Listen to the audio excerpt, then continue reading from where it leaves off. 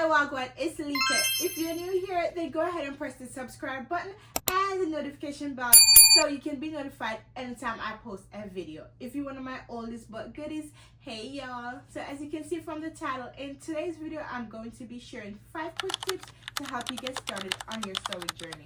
So if that is something on your bucket list, then go ahead and keep watching. So I already have a more elaborate video on this, but I wanted this video to be more quick and precise and to the point. So let's jump right into it. Number 1, buying your first sewing machine. I know this part can feel a little bit overwhelming. There are so many options out there, but I promise it does not have to be that stressful. Before I share my favorite beginner machines, let's talk about what you actually want to look for, because knowing what you need makes the process so much easier.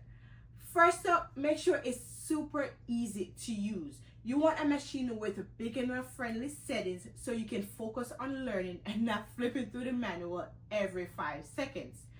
Then look for an automatic needle threader. It might seem like a small thing, but it will make things so much easier if you're planning to sew often.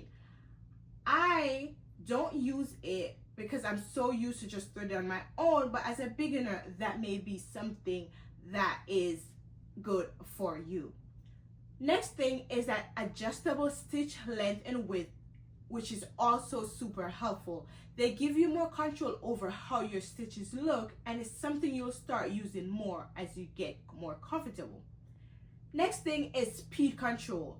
This is a big one, especially if you're nervous about going too fast. A machine with speed control lets you slow things down a bit and go at your own pace, which is so helpful when you're just starting out. And lastly, make sure your machine has these 3 basic stitches, which is straight stitch, zigzag stitch, and a buttonhole stitch.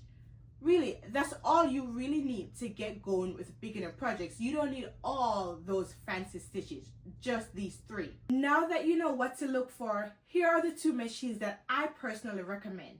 I love the Brothers CS7000X. It's smooth, user-friendly, and only $239. Then next is the Singer Heavy Duty 4423. This one's great if you plan to sew thicker fabrics like denim, and it's about $202. Both of these machines are solid choices for beginners. They're simple to learn on, and they'll help you to improve your skills. Now let's move on to tip number 2, which is to get comfortable with your machine. Alright, so now that you've got your machine, what's next? You need to get to know it. I know, it might look a little intimidating at first, but I promise you it is not as scary as it seems. Start by flipping through your manual. No one's excited about manuals, but this one is actually really helpful. It walks you through the parts of your machine, what button to press, what each button does, and how to thread everything properly. Then start by playing around a bit. Grab an old t-shirt you're about to throw away, or even just some notebook, and try sewing straight lines or zigzags. Don't worry about being perfect. This is just about getting a feel of how your machine runs. If you can set aside just 20 minutes each week to practice, you'll be surprised how fast you get the hang of it. Pretty soon, you'll be threading, backstitching, and switching stitches like a pro. It really is like learning how to ride a bicycle. Once you get it, it just starts to feel a little bit more natural. Now, let's go on to tip number 3, which is building your sewing kit. Now that you've got a hang of the machine, you'll need some more tools in order to actually sew a project. And no, you do not need to go and buy all the fancy tools. I promise you, just the basics will do for now. Start with a few colored threads. Black and white are always good. You need a good pair of scissors or a rotary cutter and something to measure with, like a tape measure or a clear ruler. You also want some pins or clips to hold your fabric in place, and just a basic iron will do for now. It doesn't have to be fancy, just something to help you press your seams. One tool I always say you need is a seam ripper. You'll definitely use it, and honestly, it is a beginner's best friend because mistakes happen, and the seam ripper makes fixing them easy. You'll also want some hand sewing needles and a marking tool like tailor's chalk or a fabric pen for small details. Don't feel like you have to get everything at once. Start small, and as you grow in your sewing journey, your toolkit will grow with you.